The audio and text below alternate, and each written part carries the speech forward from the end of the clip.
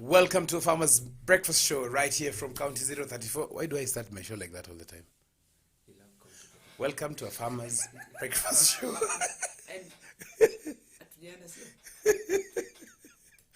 Welcome to Farmers Breakfast Show right here from County 034. We want to connect with you, we want to learn with you, and we want to grow with you. You as a farmer, you as a stakeholder in the agriculture sector, and we want to make sure that you as a farmer make money from your activities. Karibuni. Asante sana. Thank you, sir. Simuji introduce. Welcome to the breakfast show. I'm James Mirara. Oh, look, welcome to the breakfast show. Okay, welcome to a Farmers Breakfast Show. My name is Dora Manya. We're ready to engage with you all the way for the next 1.5 hours. Tuko pamoja bumper to bumper. Yes, thank you for joining us. Today we'll be discussing something that is hot. It's being discussed across the country in terms of prices of food. We have been seeing how farmers can do and what farmers can be able to do to be able to reduce their cost of production so that we can see how best we can be able to supply safe, healthy, and affordable food to our fellow countrymen. But we cannot discuss food prices if we don't discuss government. In the past few days, we have seen government, especially the president, flagging off relief food to some of the counties. And the question came, should a sitting government, should a sitting president flag off food to some parts of his country? That's a discussion that we have actually created a poll, both on our Farmers Media as well as Africa Farmers Club, and we are asking, what is the role of government? What can the government do to help reduce cost of food? We want to see you participating. We're seeing already some of the feedback coming through, and we'll be sampling that. Wacha niwaulize, mvua inanyesha Nyingi tena sana. Sana. Kwanza jana nilinyeshewa sana. After this naomba off ya mapema. Mimi siko kwa HR market. Wacha niulize, how many dams are supposed to be there? You know, hata Kitengela lazima kuwe na dam. No, Because the water is going to waste. And water equals food. Standard. Yeah. You saw in Marsabit, lack of water, hunger, drought, death. Yeah. What do you think should be the first thing that we should be doing? Because I think government should be up and bumper to bumper, in parallel, or bumper to bumper with the meteorological department. I mean, it's part of government. Sure. So that we know water harvesting policies come a lot of water, all the water rain for water should be harvested. I'd say we have Ministry of Water, Sanitation and something. But since I've seen that docket, I don't think we also have the irrigation part of it, but they really do nothing. Let me use that. Direct translation. They really do nothing. We in Kenya, please. Yeah. We in Kenya. So, So, Because what you saw in Marsabit, the wrong thing. what you saw in Marsabit, Yes. wako na maji yanatiririka yakipotea chini. Yes. Yet they could have done some kind of irrigation aside on that water that is getting lost. Yes. We also have water that is we are losing a lot of water even at our homes. Yakijaa kwa matank, Yes. lakini hayapeleki kwenye shamba. I'll say that we touched on this kidogo jana, and talking of places that are dry, and wakati mvua inakuja Kenya, I think it rains across the country. Yes. Like now, I think everyone should be complaining mvua instead of saying it's a blessing. So the government should be thinking about harvesting this rainwater, so that after this, what can we do with the water? You know, Dora, let me ask you. Yes. Do you think blessings in Africa are different from blessings around the world? It appears like that, because to us blessings plus, you're not able to differentiate a curse from a blessing. You've said it, and I've asked myself, it's true. In the rest of the world, rain is a blessing. No, the rest of the world, yes, it's a blessing. But in Africa, it looks like a blessing and a curse at the same time. True. Because floods come, people die. Yes. Floods come, For farms are floods- carried for away. floods, Yes. people take it as a curse. But Why- it's why- rain. Why should rain kill people? It's because you see it's flooding because people have actually built houses and claimed places near rivers. And that's what I said yesterday. The problem with us is, let's start from Kenya before we go to Africa. Wacha niseme Eh, sana. before we go Hata to mimi Africa. nilibebewa shamba siku fulani. Rora, before you even go to Africa, Yes, Kenya, yeah. people don't even believe the Met Department. And I said yesterday, Yes. they don't. Yeah. So when they say we're going to have a lot of rains, Yes. Kenyans wait to see the rains first. So utakuta watu wako River Nyando, Budalangi, and other places are waiting to see the floods displace them. Then they tell us Wacha the story. Budalangi. You know, Wewe umebeba umbrella leo? Nimebeba umbrella. Dora umebeba umbrella? sinaga hata umbrella. Mimi jana, the only person I saw who believes in the meteorological department is our director Mercy. Alikuwa na umbrella. I always have an umbrella in the Na bag. Mercy alikuwa na umbrella and I was like, hey, you have an umbrella? Yes, because she believed the Met Department that it's going to rain. So with all this water In fact, everywhere maybe, now, maybe the only place I look at weather is during this show. I was to ask that. Yes. How often do you look at the weather news? So I don't look at the weather news, but I use an app to look at weather. It's called Plantix, a very brilliant app. I'll share with you guys more about that. Yes. but for me, the bottom line is how do we make use of the rains? Okay. How do we make use of the rains wherever we are? You're asking about dams, so we should start, I think, checking Yes. in every county. How many dams are there probably? Very interesting. So those who are joining us, we would like you to continue sharing this with others on our social media. Continue following us on A Farmers Media on Twitter, A Farmers on Facebook, and A Farmers _ on Instagram. What we want to do is that we want to help you as a farmer, as a stakeholder in the industry, to be able to connect, learn, and grow together. And this way, then we can be able to do so much more, including lowering of food prices. And this morning we want to discuss something very critical, and this thing is very simple discussion.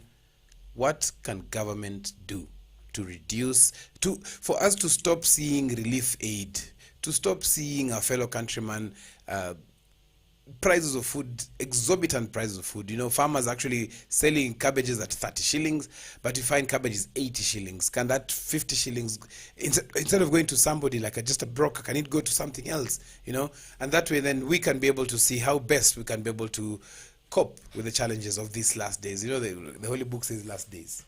Yes, the last days. Yeah. Hata Quran kuna last days. The last days, yes. Last days. Yes, so we as we do this, we will make sure that we, at the end of this, we can be able to see how can we do this. We saw the president of our republic yesterday actually commending the Minister of Agriculture, and indeed, yes, Peter Munya has done an amazing job. He's really tried. Yes, together He's with tried. yes, but he has He still had has somebody. a long way to go, but he has tried. He has tried. For Peter Munya being Peter Munya, I think he has tried, He's done an really amazing tried, job. and there's something he talked about taxes that I think we really need to look into. So Peter Munya has tried. And Peter Munya has had an amazing support team. I'll tell you for sure. I have never seen an amazing support team in the Ministry of Agriculture. Like the support team is being led by the CS, our super CS, Madam Anyaga. Yes. She has done she has traversed the country. She knows. In fact, she says that the shoes that she wears, that she thought she would be wearing in her office, are still new. So she has boots. She Yes. goes and she knows each and every project running in the country, and it's an amazing job. In fact, I had thought that probably she would resign to seek for an elective post. When I saw she hadn't, then I knew we're in safe hands. Alifanya vizuri. Unasikianga Oh, tunaambianga, in whose hands are you safe? Yes, but at the end of the day, in as much as it's done well, we also need to find out from farmers outside there, kwa ground, are they feeling that there could be that Wacha particular nikwambie, feeling wacha that, nikwambie, sisi kama mimi na wakulima wa feel, mahali fulani. kama mimi nina feel, wakulima wana feel. Oh, really? Because one, the cost of doing business in agriculture has not been so favorable. 1.5 years later on, I think Peter Munya and team has done an amazing job. There's still a lot more for them that can be able to do. But just the fact that we have some farming industries starting up, Pyrethrum, Nakuru, Molo coming up, we are seeing, even though he's not playing a very big role, Mumias Sugar is being activated to some extent. Wanawasha wanazima. Unajua unajua afadhali tuseme ukweli. Afadhali pia tupene kama kitu iko sawa iko sawa. Tupene heko. Okay. Ile kitu ambayo ninaomba serikali serikali tafadhali reduce taxes. Tutoe, in fact not reduce, we should just ban taxes in agriculture, on agricultural inputs. Yeah. Just ban. Jembe iko na tax, my friend. Jembe, tax ya jembe iko na tax. Fertilizer iko na tax.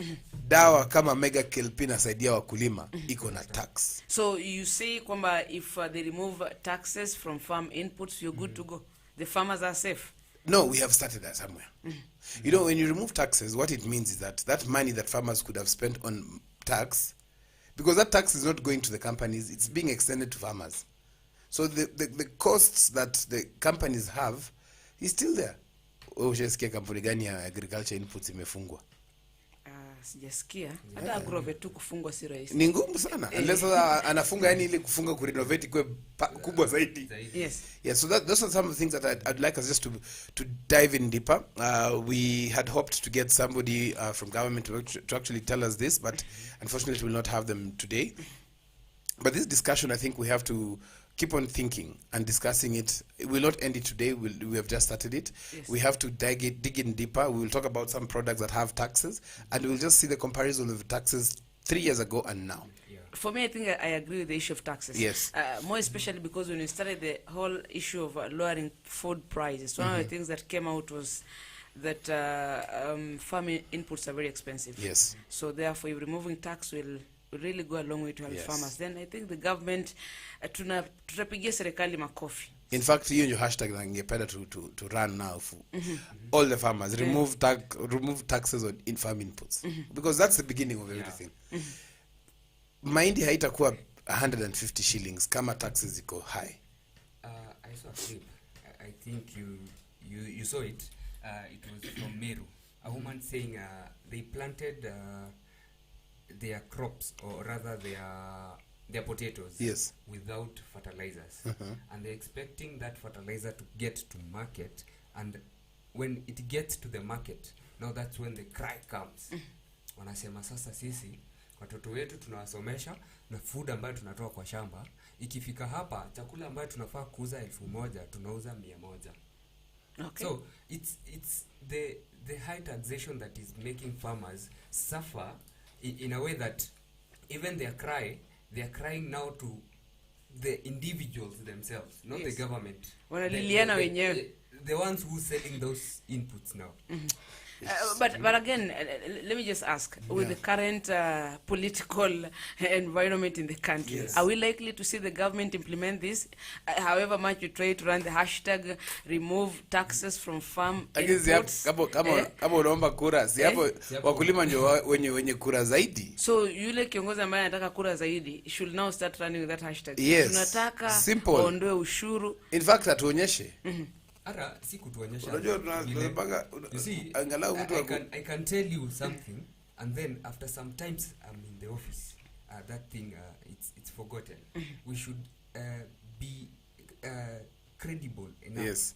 Or our integral spirits zikuwe zile za kusema na we implement, not just saying. So iseme tu vile unataka kusema. Yeah, just don't to say kusema tu. Kusema na umeshasema. That's someone's slogan. We are not using that. We say and You can borrow it. But you can borrow it. Yes, It's not copyrighted. Yes. Hata mimi niko na yangu lakini niliona kama mtu amesema ati pesa mfukoni bana. So you're the one who started that. I started that Pesa 2 mfukoni. years ago, wakulima wapate pesa mfukoni. Basi wakulipe. Someone is using it. Niliona kwanza wakati ya earthquake nilisikia. Pesa mfukoni. So the viongozi or rather the leaders we are electing, Yes. they should be the integrity level should be high. That in that when we see something, let's see them implementing what they say. Fantastic. Yeah. Okay. So we want to go into our traffic updates. On our traffic updates, we'll start with Nairobi County. On Rimuru Road, it's mess. If you'll have to use another road, just get another road. Thika Road. Hebu tueleze, when you say it's a mess, which mess? Imeshikana kushikana, haisongi. Ni msafara fulani hapo. When on Thika Road, when you're approaching along Kodza to Ngara, it's also a mess. It's full of traffic. From Parkrans to Ngara, it's also a mess. Ngong Road, it's a bit moving. Jogo Road, it's a mess. You just use another road. I'll update you more on traffic updates. So every road is messy. It's messy. This morning, actually, Mombasa Road. When I was coming to office, Yes. I've seen like four accidents. 4 accidents, and one it's for a boda guy. So Sad. Also, when you're going or when you're coming to your work or going to work, just be cautious and be careful on those roads, because we don't want to lose any person. We just want to be safe and adhere to the road signs, rules and regulations, and we'll be good. Acha nikwambie hizi kitu CBC. You know, nilikuwa na mtoto kwa gari, akaniuliza, "Daddy, what's the meaning of that sign?" Nikamwambia, "What's the meaning of that sign?" Akaniambia, "Daddy, when you take that sign and turn it, what is the meaning of that sign?" Nikamwambia, "What do you mean?" We have been told to go and to make road signs the opposite. We look for the road signs that are opposite from what they're supposed to be. So if it's a triangle, Itaniwe. it should be upside down. So ikitaniwe inakuwa nini? A triangle base inakuwa pana alafu inaenda hivi ama ni pyramid. Hiyo ni triangle. So tukitani hivi inakuwa kama, let me do some inakuwa meaning gani? What is the meaning? Nitauliza mtoto jioni. When you say turn, kuna sign ya hospital. Hata kama napenda zimizima hivyo. Kuna sign ya hospital. Itakuwa nini? Nitauliza jioni mtoto. Yes, so those who are watching us, thank you for keeping it locked here and watching. What we want to do is that as we discuss this, we want to hear from you. We want to hear from you, and we are seeing some of the comments that are actually coming. They say the comments are coming thick and fast. Probably you can sample 2 or 3. Yes. So there's a comment that has come through here, and it has shot it at the right place. Somebody has actually said, it's not opening. What happened to my ear? Anyway, most of you are saying reduce taxes from farm inputs. That is great. That is what we want to do. We want to make sure that we appeal to government and make sure that they understand that the taxes on foods are what is making food expensive. There's one who has hit it. Daniel Angoya has said, tackle corruption. The amount of corruption that was in the agriculture sector. You know, agriculture had the most number of parastatals. And yesterday, our president said something very interesting. He said,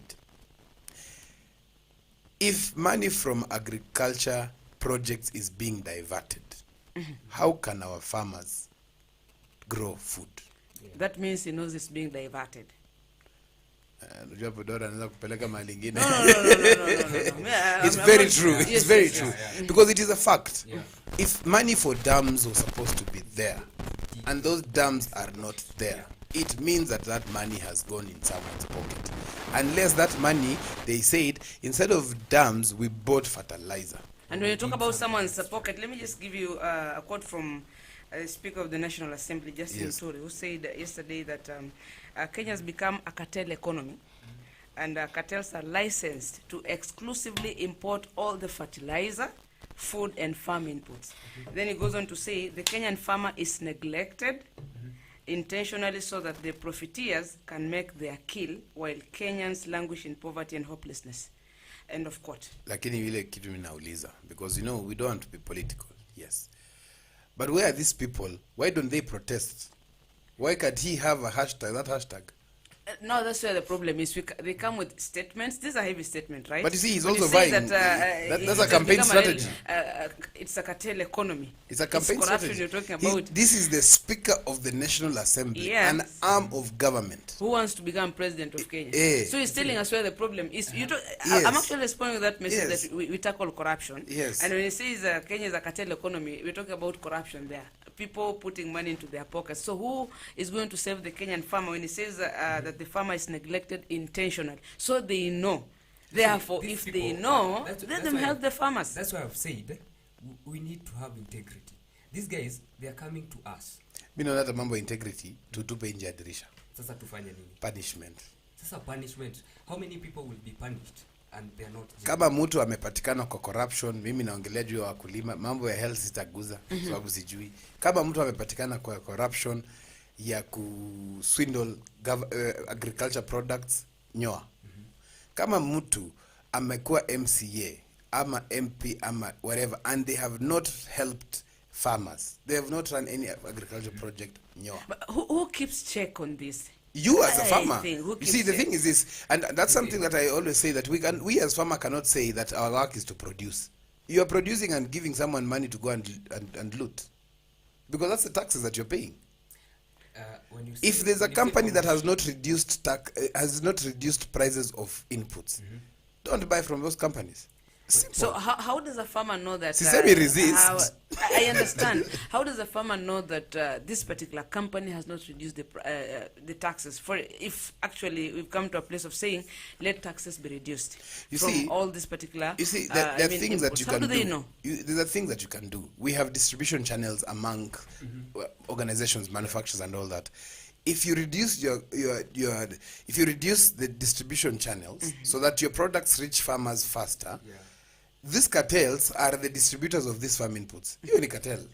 It's just a cartel because these guys, most of them are not even farmers. Now that You know, cartels see a finished product. Cartel ni hata ule mtu ambaye is a distributor of madawa, yeye anaona wacha ni repackage tu hii niuze. Because why should you have that's the beginning of the cartel. we were arguing, I think, a day before yesterday in the Yes. office, the difference between a broker and a cartel.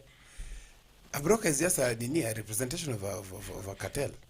Oh, Yeah. Yes. The cartel is a big thing. The cartel ni wale watu wamekaa wamesema sisi hii kampuni yetu tunatengeneza madawa.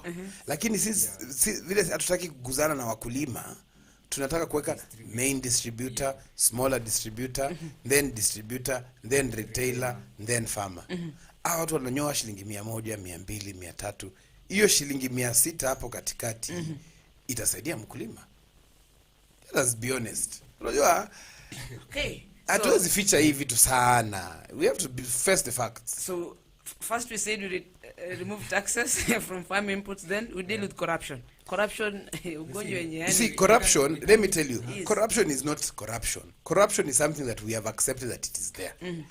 If you are stopped by a policeman and utoe kitu kidogo, you should never open your mouth to talk about corruption. You should actually, kama uko na makosa, enda kotini, fanya kazi, maliza. Then you can talk about You know the corruption. problem, we're always in a hurry. So nasema hii kitu itanichelewesha, acha tumalizane tu alafu niende mbio. Na sijui huwa tunakimbia tunaenda wapi. Hata nashangaa bana. You see, Unakimbia. kuna mtu aliniambia juzi, ningekuwa na mbio ningetoka juzi. Lakini wacha nikuulize, mbona unavanga pete hapa? Corruption. Corruption. Cartel. Yeah, cartel. You see, if we are always seeing that issue, and then tomorrow my kid will see that, why don't you do things zenye unajua? If you do it, it's right. If your son sees you giving a police 500 shillings, Yes. hatafanya kesho. In fact, hata kufanya. So if Anaweza hata lipa huyo polisi akusimamishe utoe 5,000 kwa sababu ulimnyima pesa yeah, wagawane. pocket money. Because we are just what we are doing, and that's what I keep on asking farmers.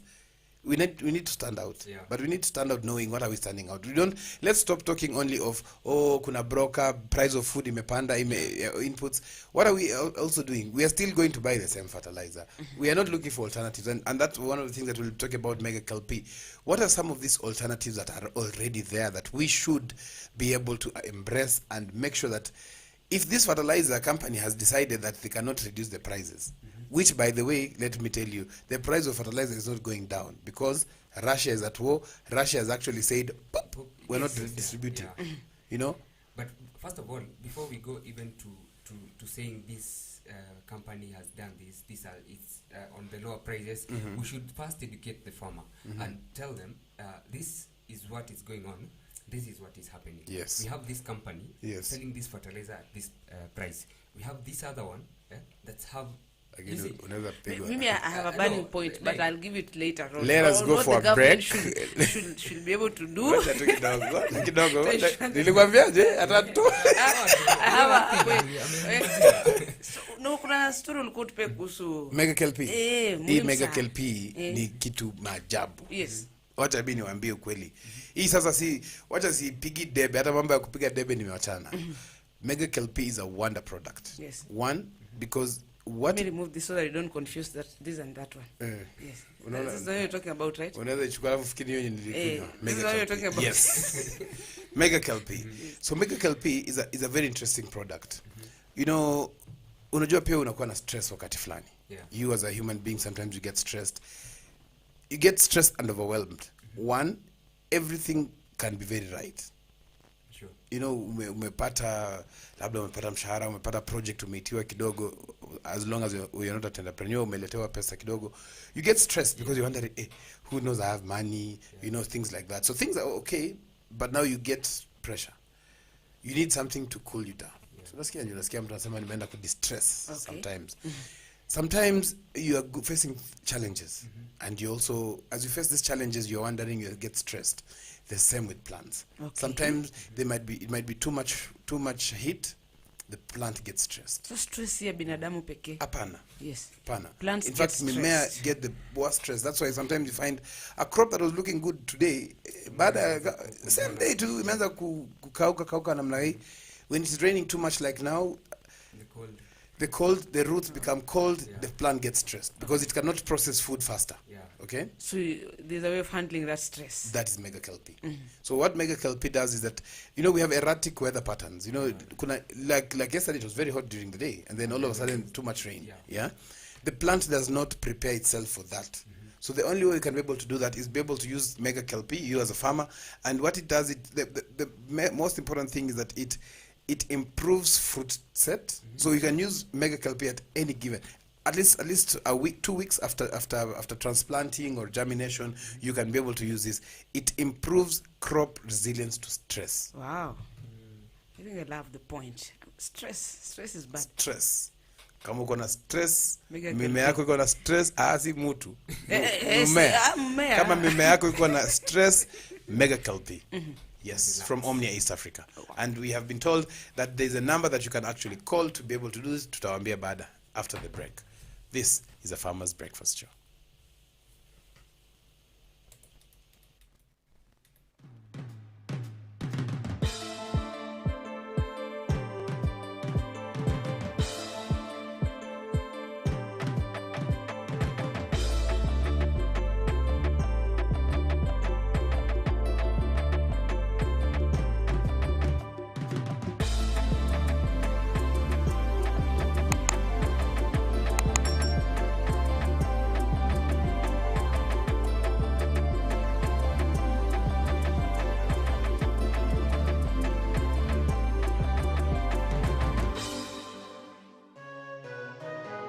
Spinach is a dark leafy vegetable that originated in Persia. Spinach is a superfood as it is loaded with tons of nutrients in a low-calorie package. Spinach has been used by various cultures throughout the history. Spinach is a versatile vegetable and can be eaten raw or cooked. It can be incorporated quite easily in any diet as it is cheap and easy to prepare.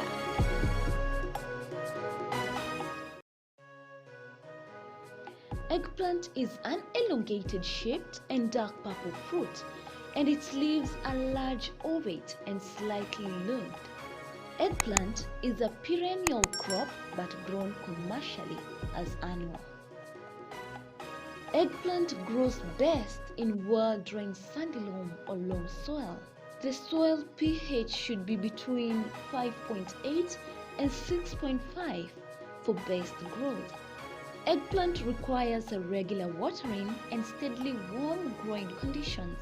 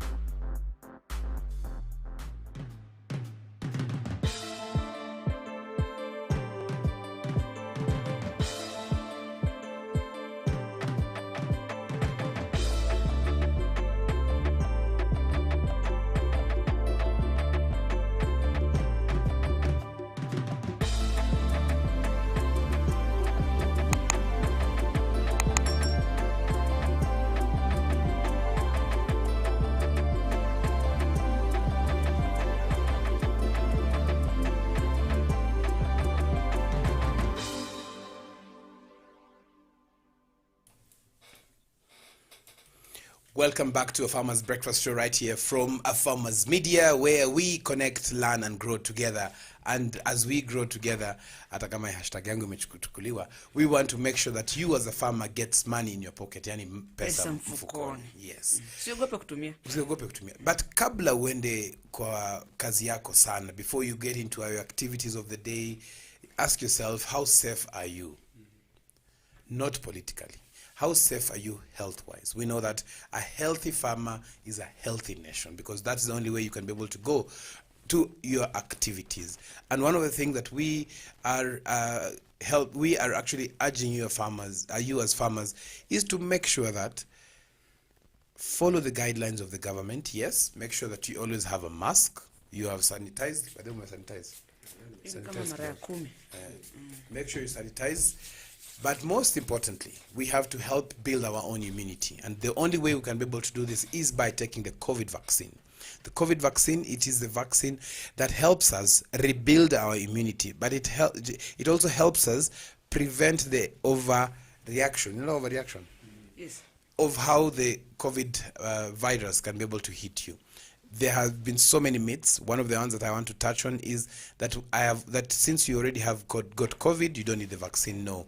Your immunity destabilizes at some point. And that is why you need the COVID vaccine, to make sure that you are actually getting it correct. You are rebuilding and preventing any further infections. This message has been brought to you by Producers Direct, who are farmers by farmers, and Masiko Agrifin.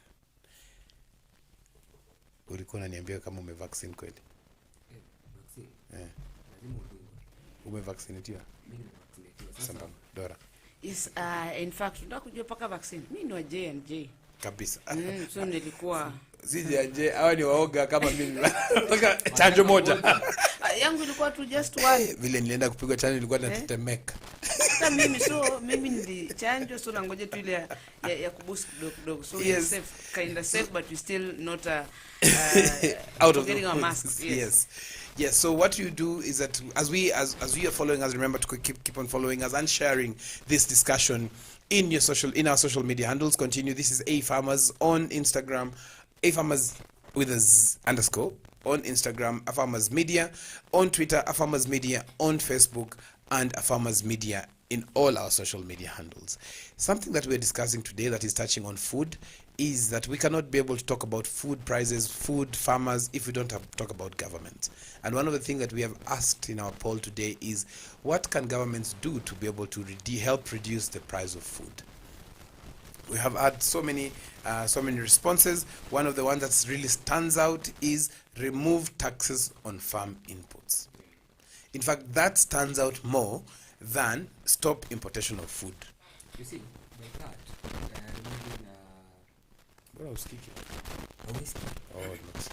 when you remove taxes on the farm inputs, yes, we could lower the relief yenye tunapata.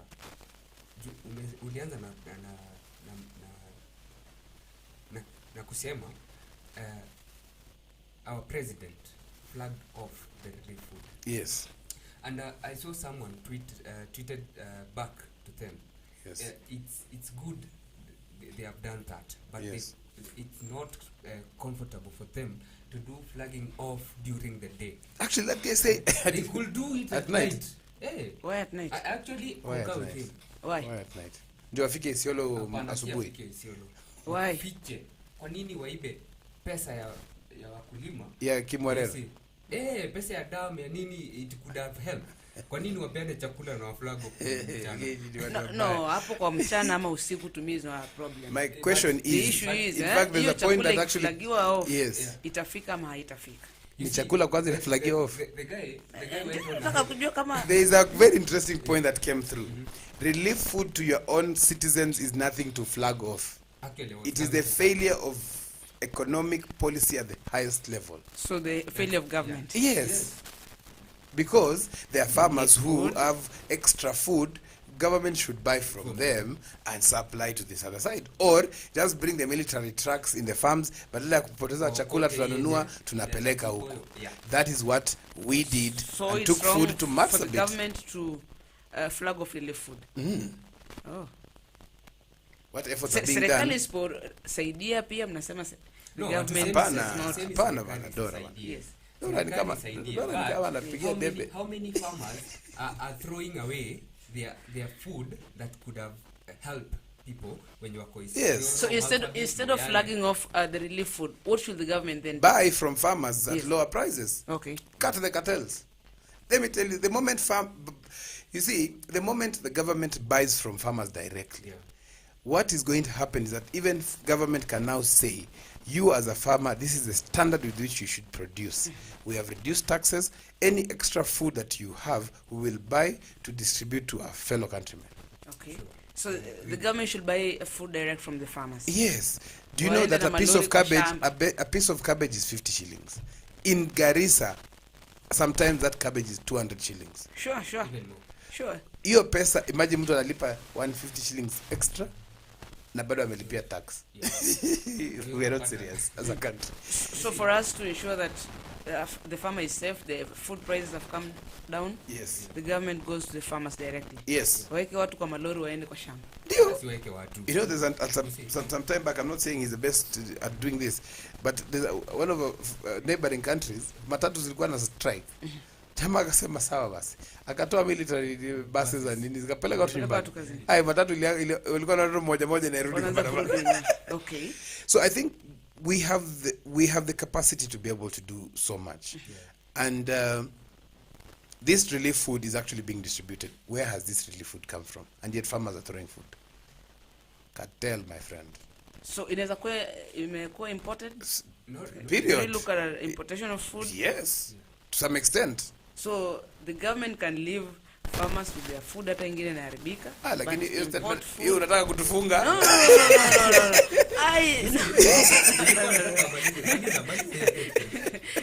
Yeah. No. We don't have proof to say that Of food course. has been imported. Exactly. But Because I what- wanted to bring in the point of what about importation of food then? I mean, where do you put see, that? In fact, importation of food is not a problem. Yes. Just put the taxes on that importation of food. Work excise duty. Okay. If you put excise duty, the price will go high. Yeah. So and people tutakuwa will- tumepunguza kuimport. We will Not prevent really. because, for example, if excise duty is something like 12 shillings or 13 shillings, and kitu mboga imekuja kutoka neighboring country at 50 shillings, that means that cost already imepanda to 65. So mimi mkulima nikiuza na 60 niko sawa. Can we do without imported food? No, we can't, because what we cannot do, we only grow 40% of what we consume. Yes.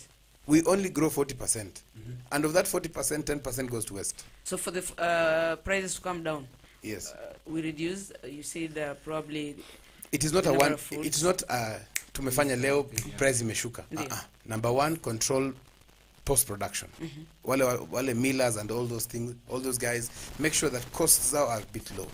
Energy costs have to go low. It's actually it's actually a wide industry solution. It's not like go to Ministry of Agriculture, punguza fertilizer, because they're transporters. The transporters wanabeba fertilizer kutoka Mombasa wanaleta Nairobi to other parts of the country. Si ndio?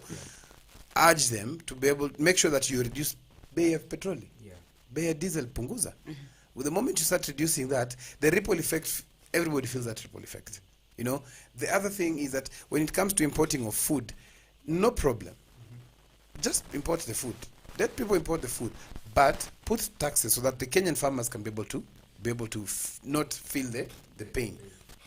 You're saying the excise duty and the juu In the Jew kwa imported food. food, yes. Okay. The other thing, just make sure that you train farmers. Extension officers wakuje. Yeah. Because extension officers were there, or if they're there, then farmers will even know how to reduce the cost of production. True. And na hiyo hata mkulima akilipa tax na anaona extension officer, that means that farmer is not paying for agronomic support. And you see, knowledge is power. At times we blame these farmers, but they don't have the information. Yes. Or they have the information, but not the correct information. They have a lot of They information. are but farming, but you they are ask not a farming farmer- the right way. If you Yes. ask a farmer if they know either extension officer from the government, no one will say yes. I'm sure about it. very But true. ukiuliza kama unajua bora afya hapo uko ground.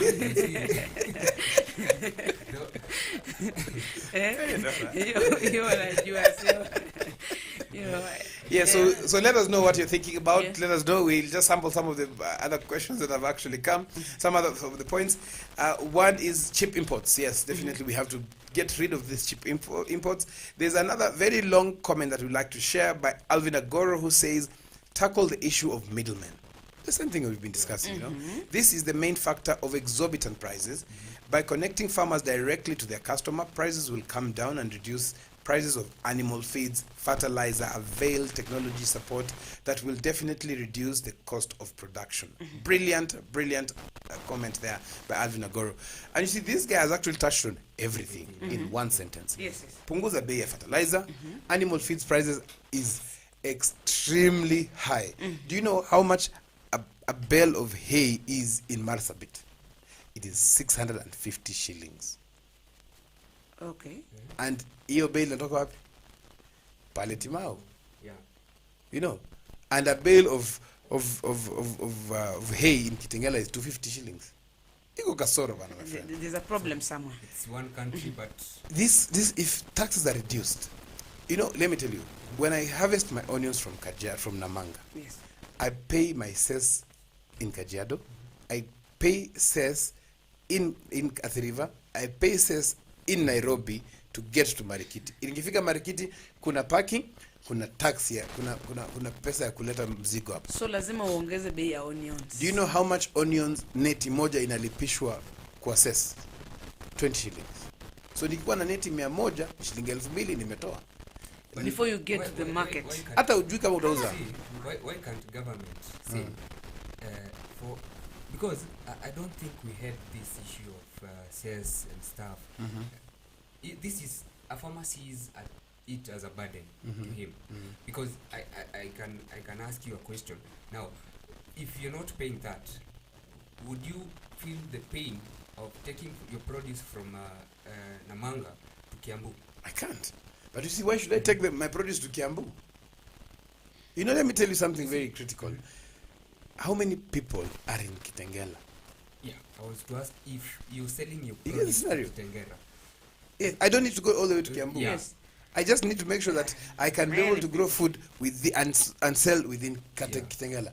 Kitengela, Kiambu counties, wacha niwaambie, are the highest in cess and parking fees. And hey, Tengela and Kiambu. Yeah. wow. Not even Nairobi. Eh? Wow. It is the highest.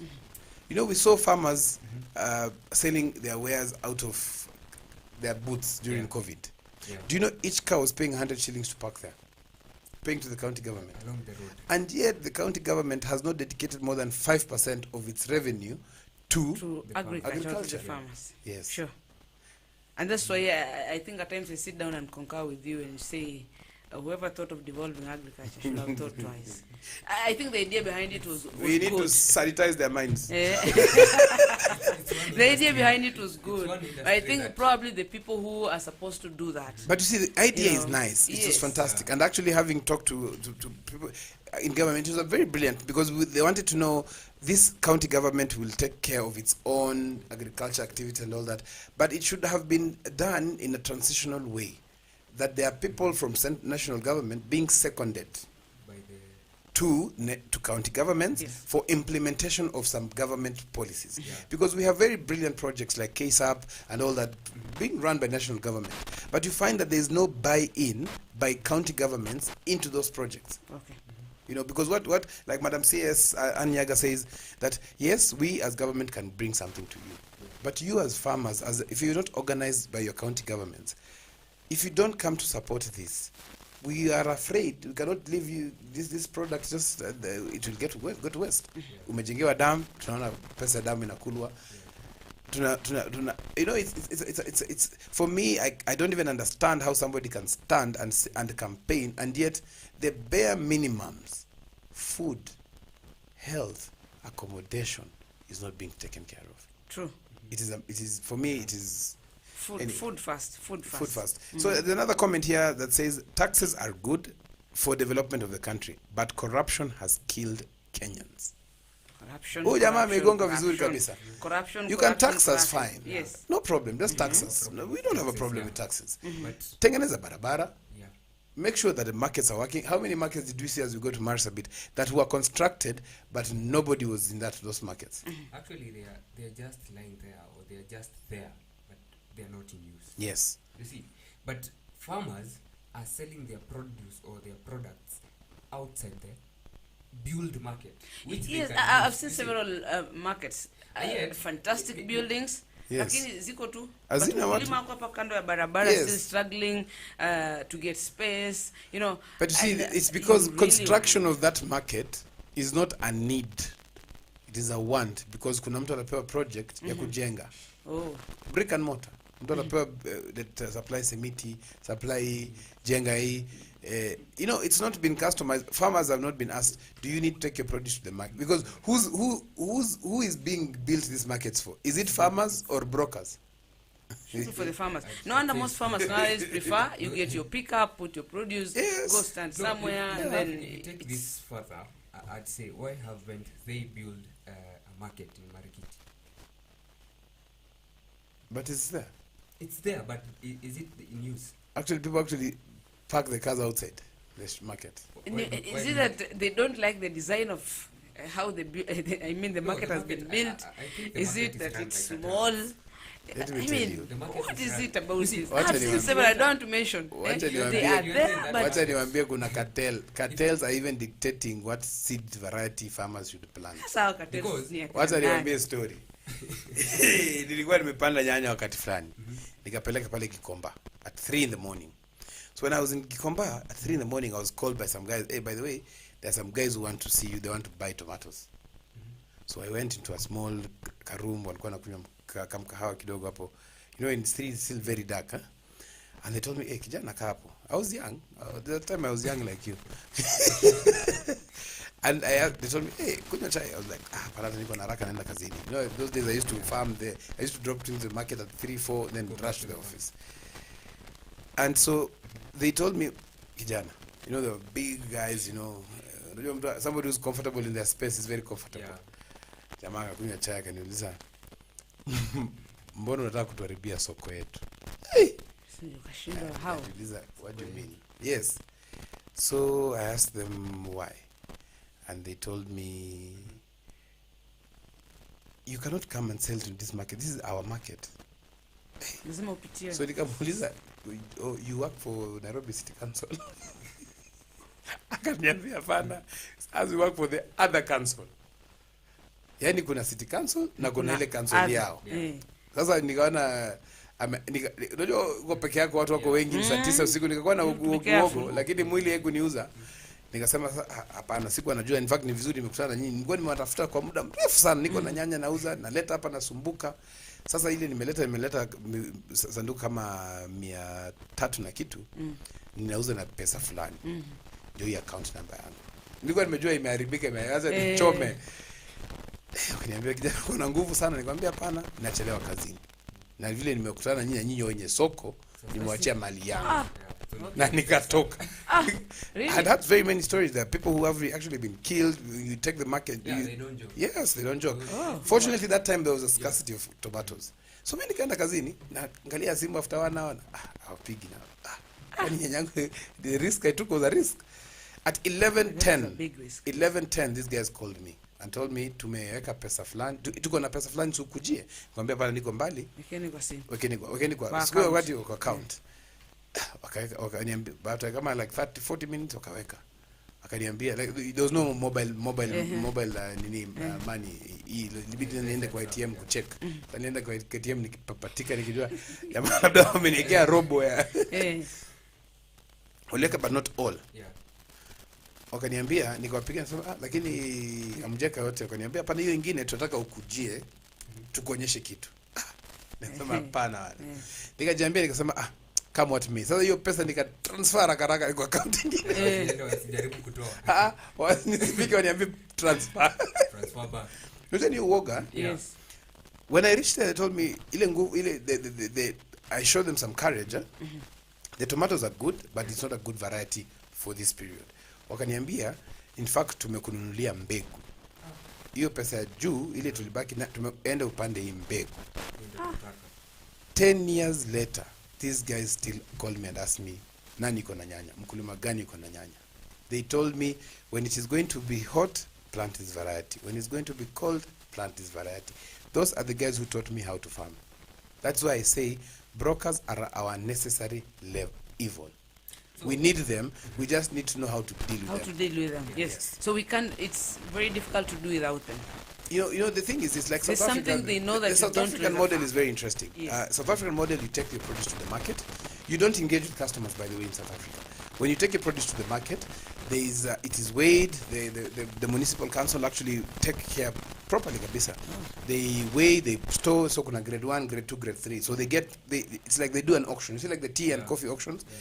They say, okay, grade 1. So they tell you, from the tomatoes that you brought, grade 1 was bought at this much, grade 2 at this much. Kuna hii ingine imebaki, wanataka kununua na pesa fulani. Yeah. Is it okay? So you give a go ahead, or you say no, let me come and collect. Less than 2 days, pesa yako iko account. Yes. South Africa. Yes. The model is fantastic. But I'm still wondering that you trusted those guys na kweli wakakuwekea pesa. Hey. Kuna watu wazuri Kenya. Sasa Kenya is a good country. Singepingana, nilikuwa nimeloria mwisho wa lori ilikuwa hapo. Kenya is a good. So leta na lori uko amuli haikuwa yangu, ilikuwa nimekomboa. Yes. Hata crate nilikuwa nimekomboa hapo kikomba tu. Nasema sasa nimeamua kama mbaya. Kama mbaya. Okay, now that we've talked about kuna varieties, sijui nini, kuna ile wakati wa joto panda hii, walikuwa nakwambia wakati wa mvua panda hii. Pia utuambie wakati kama huu mkulima na nyunyizia aje. But anyway, there's something that is very interesting that also contributes to post-harvest losses. Post-harvest losses, one of the things that contributes is, number one, a farmer cannot sell. Yeah. Number two is that the quality of produce does not meet some standards. So inaweza kuwa nyanya inakaa smart na kila kitu, lakini iko na madawa mengi. Sometimes iko na vitu tofauti. And that is why I sitting here and proudly to talk about this particular campaign that we're actually running through Masico, through Markup. So it's a campaign that is being run by Markup, Market Access Upgrade Program, under UNIDO, United Nations Industrial Development Authority organization, that is actually running a safe use of pesticide campaign. And quite a number of messages that especially directed directly to farmers, because at the end of the day tumeona kwamba wakulima ndio wako na kazi mingi, si ndio? Hiyo kazi mingi ya wakulima, for you to be able to be to actually make sure that the produce is safe, healthy, affordable, one of the things that you have to do and avoid is overspraying. Don't spray every 7 days. Go and scout, you know. And a few messages are just two that I really wanted to share this morning. Food safety is everyone's responsibility, but starts with you and me as farmers.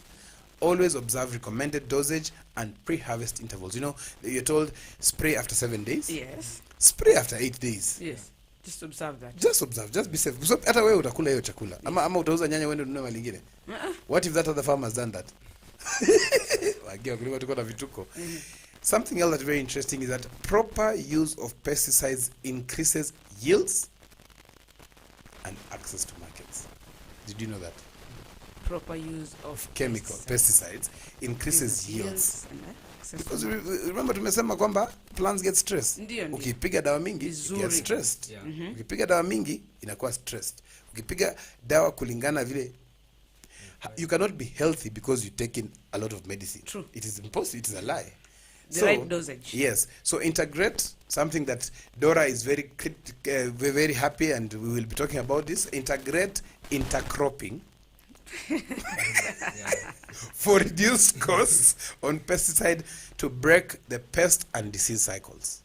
So make sure that you as a farmer is observing safe use of pesticide at all times. This message has been brought to you by Market Access Upgrade Program under United Nations Industrial Development Organization. Safe use of pesticide. Tujichunge, tuchunge wenzetu.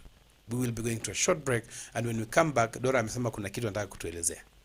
This is a Farmer's Breakfast Show.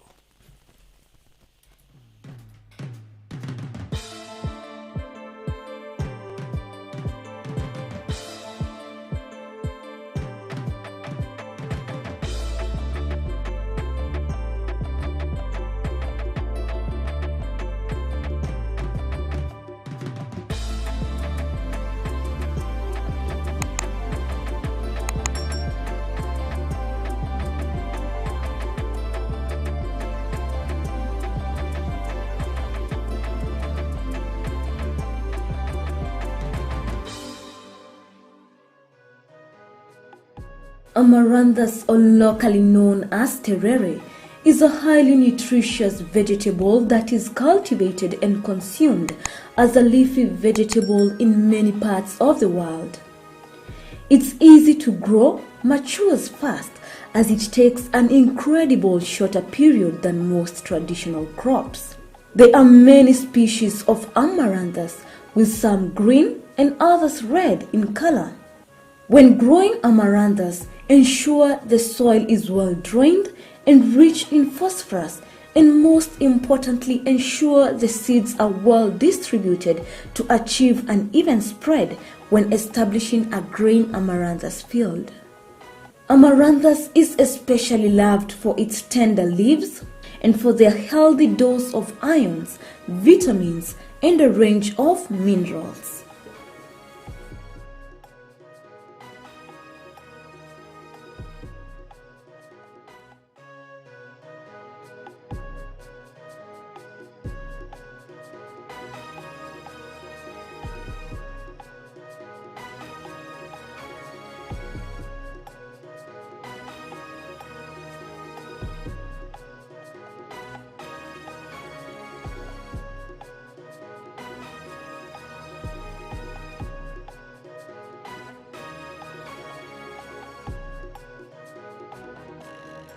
Agriculture is the art and science of cultivating the soil, growing crops, and raising livestock.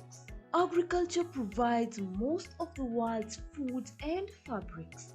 It is not only a source of food and income, but also creates employment opportunities for many people in the world.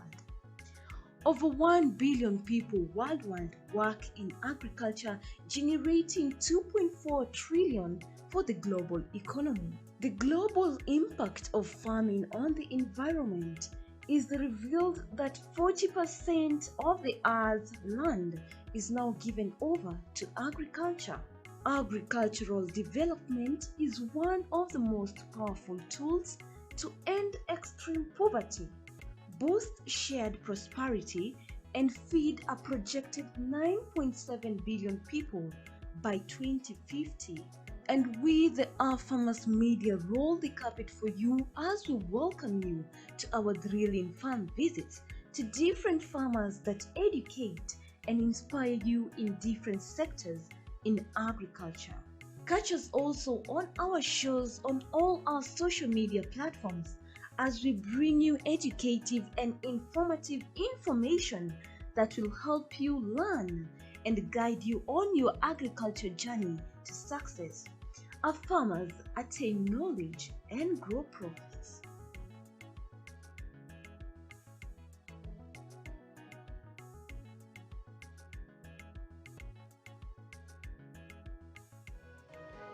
Celery is a marshland plant that comes from the same family as carrots and parsley.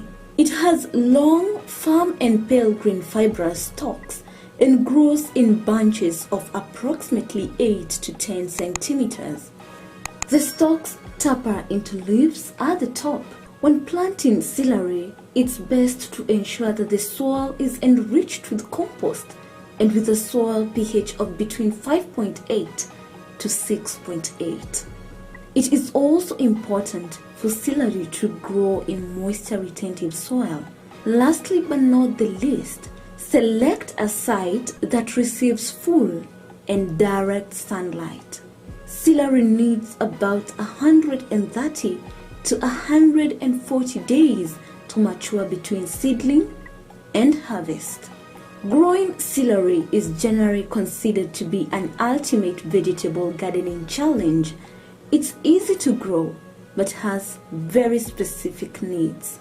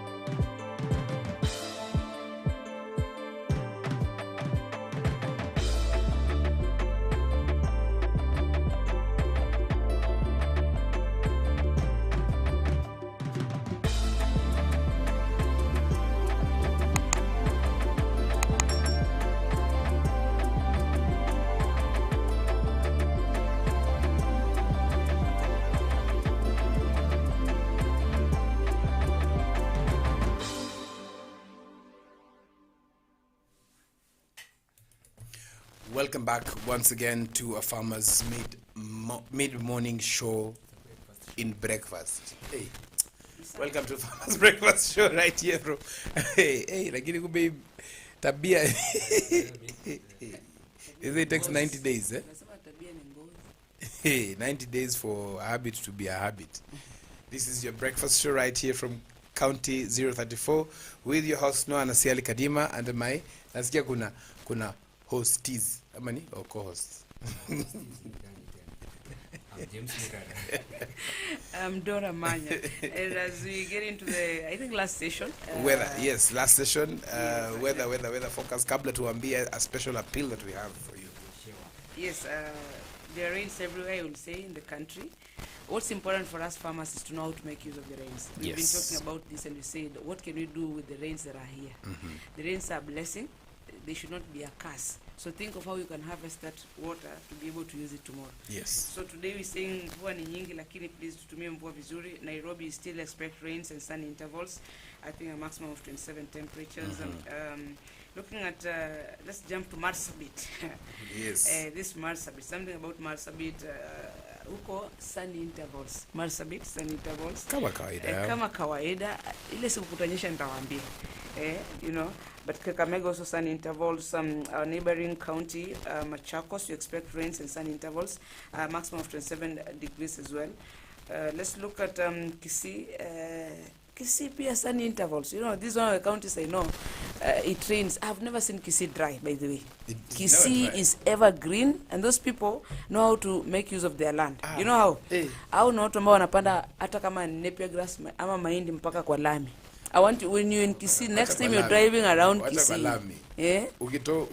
Ukifungua dirisha hivi, kanepia kanaingia. Exactly. They make maximum use of their land. Yes. While in other places like where I come from, land imekuwa misitu tu ya wanyama kujificha kule. So basically across the country, most of the places will have rains and little sun interval. So please make good use of the rains. As farmers, panda mboga pale nje, you know.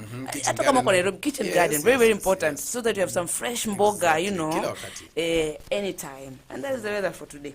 Let me tell you a joke. Unajua pale Dora anatoka ni karibu na kwetu. Jamani. Lakini wacha nikwambie kitu fulani. Kulikuwa na mchezo zamani. Dora. Mchezo hata mimi ndo ngoja kusikia. Sasa walikuwa na mahindi au ni wa ukulima. Sisi kwetu we are not farmers. Sisi tulikuwa na sugar cane imetutosha. Sasa tulikuwa tunaitwa mkutano huko kwao.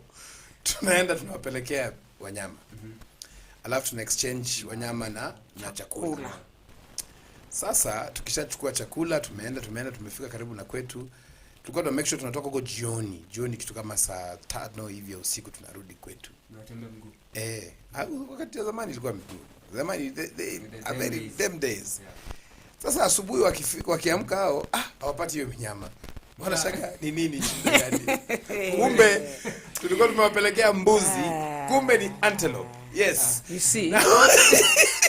Okay, so let me just hold my horses. Wanyama wa porini. Sawa tu. Hold my horses. Tukamwambia ni mbuzi. Let me. Wanyama wa porini. Washaenda. For you, if you're watching us, we have a special appeal. We have been talking about food. And one of the things that we want to run together in conjunction with some of our partners, that is Forgotten Bottom Millions, that is 4BM, led by Michael Onyango, and Sheena, coming from the UK Tech Hub, UK Kenya Tech Hub. We have partnered together with Tactive to bring a special appeal to you as a farmer. One of the things that we want to help reduce is no more food waste. So this is a campaign, as you can see on your screens, that we are actually requesting you as farmers to be able to join this initiative. Let us stop food waste. If you have food that you're about to harvest, that you, instead of throwing away the food that cannot go to the market, kindly get in touch with the number that is there. That is 0701 837385. In any other thing that you would be able to do, because this food, we want to take this food to Marsabit. We were there and we saw the challenges that they are facing. The hunger is biting, and we want to request you as a farmer, if you're listening to us, even if you're not a farmer, please support this initiative by calling the number there or even following the hashtag No More Food Waste. Thank you. Brilliant. No more food wastage. No more food wastage. We're not going to waste food anymore. Tutawai. Tuliona njaa. Yes. Hey. You know, there are places whereby kama watoto, they go to school because they know there's food there. Yes. Yeah. At least they have something to eat in school. See, because they really want to learn or anything. So it's just because of food. Yes. They're not hungry for education. They are hungry For food. Yes. You know, yes. You know, and it's something that I think it's something that we should always think about it.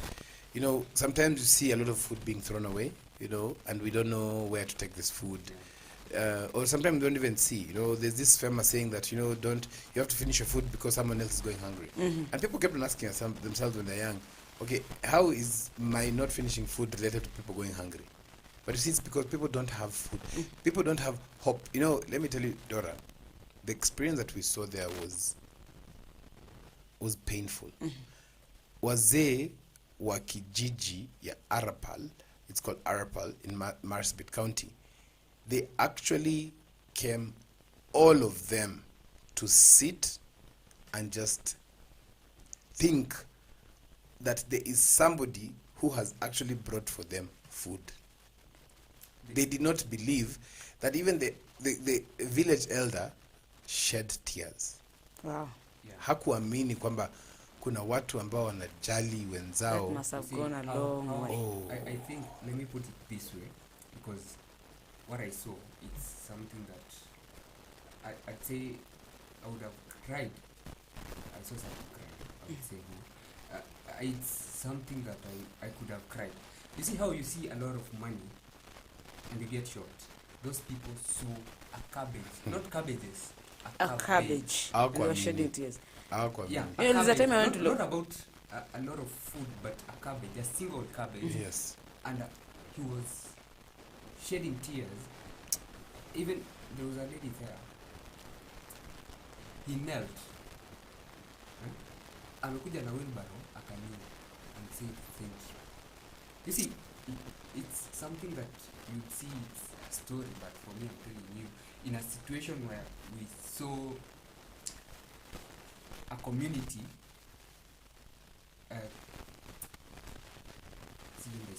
Sema tena kwa Kikuyu. To thank God. To thank God because Yes. of they've seen a And green leaf. Yes. Cabbage.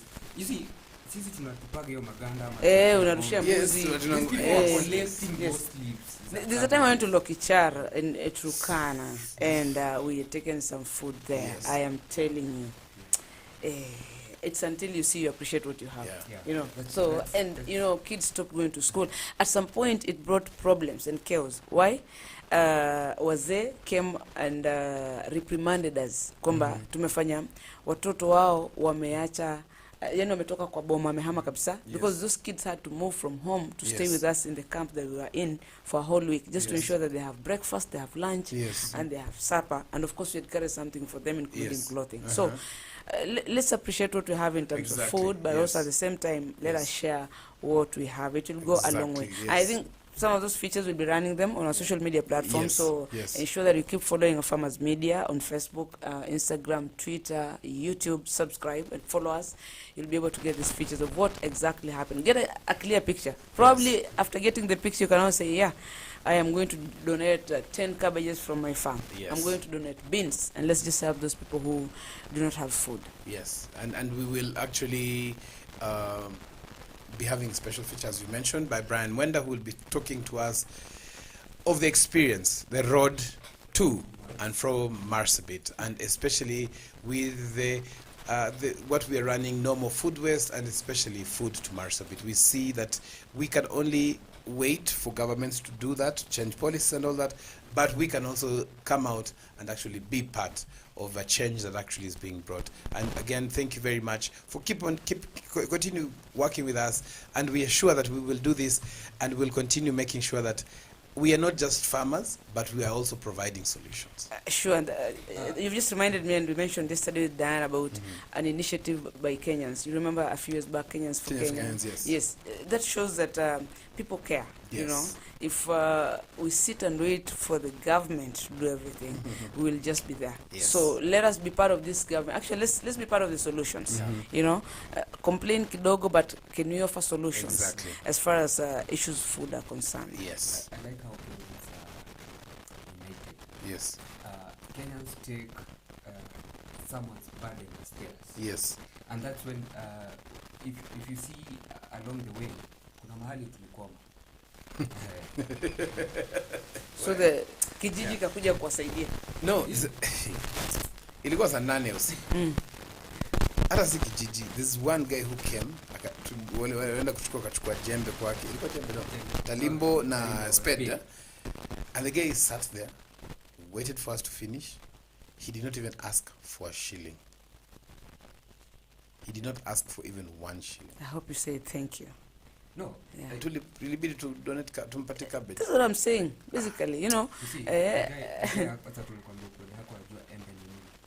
embes in mango. Yes, he has never seen.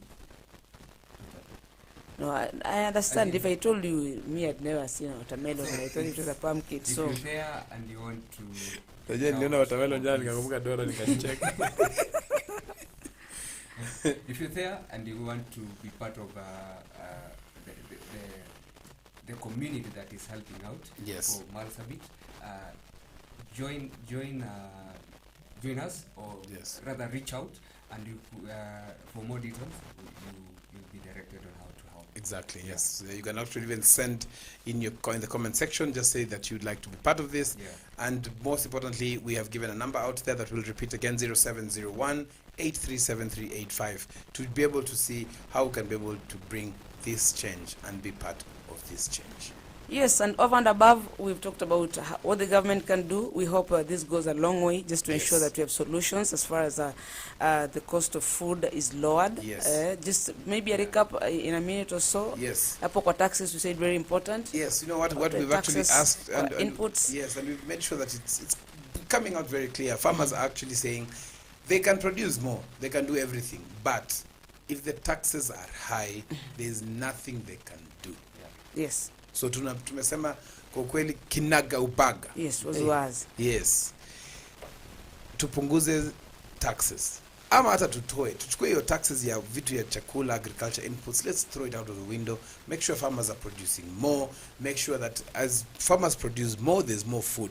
So there's less expenses of even getting into buying relief food. Sure. The other thing that Kenyans will be healthy. Yeah. So less Sure. pressure in terms of managing health. In fact, if some of the health budget can come into agriculture, then we are matching some very good numbers. Sure. And making sure that we are safe as a country. Yeah. Remember that one of the things that we have asked you to do is just continue sharing whatever you have. We want all of us in the industry to be able to succeed. More importantly, farmers to be able to produce safe, healthy, and affordable food. Sure. Unaambia watu nini? Ama umemalizia hapo? Kuna traffic ya mwisho. Kuna traffic. Malizia traffic hapo. Gong Road.